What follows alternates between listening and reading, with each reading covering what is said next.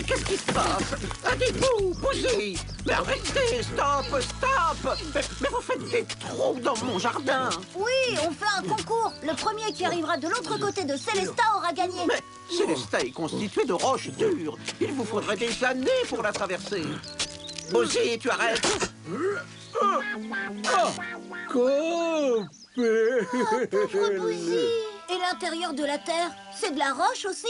C'est un peu plus compliqué. Le mieux serait d'aller voir. Super! Bouzy, Adilia, on y va!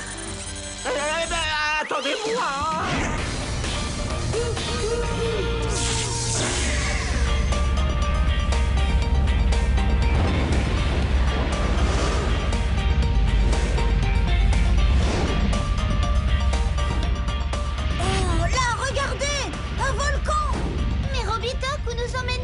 Là où vous m'avez demandé, à l'intérieur de la Terre. Imaginons que la Terre soit une pêche. La fine peau qui la protège correspond à l'écorce terrestre. Au centre, il y a le noyau, et entre les deux, la chair de la Terre, qu'on appelle le manteau. Bouzy, même toi, tu aurais du mal à manger un fruit gros comme la Terre. Tu crois qu'on pourrait aller jusqu'au noyau, Robitoc? Oui, nous pouvons entrer par le cratère de ce volcan. Super, je prends les commandes.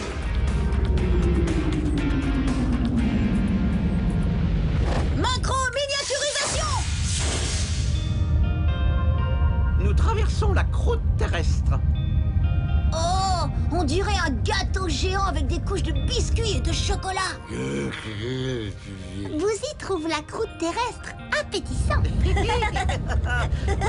Maintenant, nous sortons de la croûte et entrons dans le manteau. Il va y avoir un changement de matière.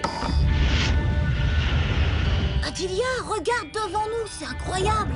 Oh, C'est quoi? ce sont des roches plus ou moins molles qui enveloppent le noyau. C'est le manteau de la Terre. C'est une vraie fournaise ici. Mais ce n'est qu'un début.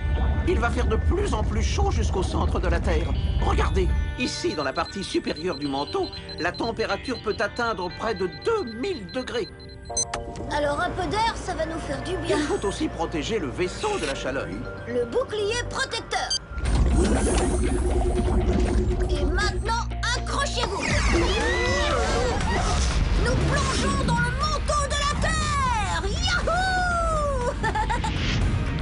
Tous ces cailloux, Robitoc, c'est quoi? Oh, j'aurais dû te prévenir. Toutes les roches ne sont pas encore fondues. C'est bizarre.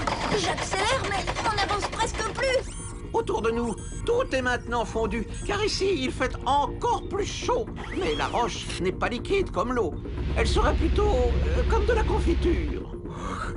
Tu aimerais pouvoir la goûter. 2000 degrés.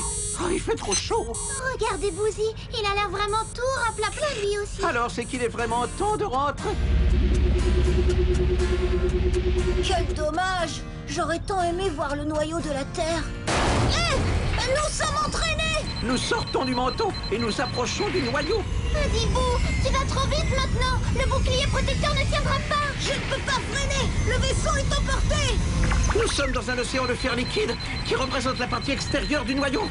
Oh, cette matière forme un véritable aimant qui nous attire. Il est comment l'intérieur du noyau? Oh, très dur, c'est du fer solide. Fais quelque chose, nous fonçons droit dessus. Mais je fais déjà tout ce que je peux pour freiner.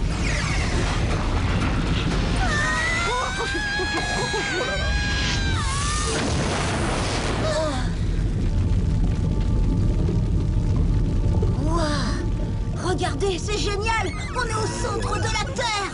Incroyable. Mais il faut vite rentrer. Le vaisseau a trop chauffé. Tu as raison. Attends, Macro. le noyau est comme un aimant gigantesque qui attire le métal. Donc, notre vaisseau. Il faut d'abord s'en détacher pour partir. Oh, c'est pas toujours facile d'être un robot. Gros zut, les moteurs sont bloqués. J'ai une idée. Utilisons le bras mécanique pour soulever le vaisseau. Nous rejoindrons les courants de métal fondu.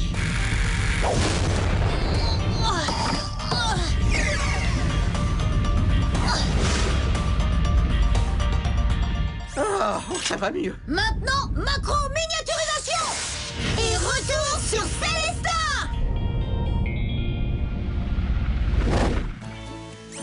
Adibou, Adilia, oh, sans vous, je serais encore en pièces détachées au centre de la Terre. Oui, après toutes ces émotions, c'est chouette de rentrer. L'intérieur de la Terre, c'est un peu comme un gros fruit. Oui, la fine peau qui protège la Terre, c'est l'écorce terrestre qui supporte les continents et les océans. Sous l'écorce terrestre, il y a le manteau constitué de roches plus ou moins molles. Et au milieu, le noyau de fer. Au revoir!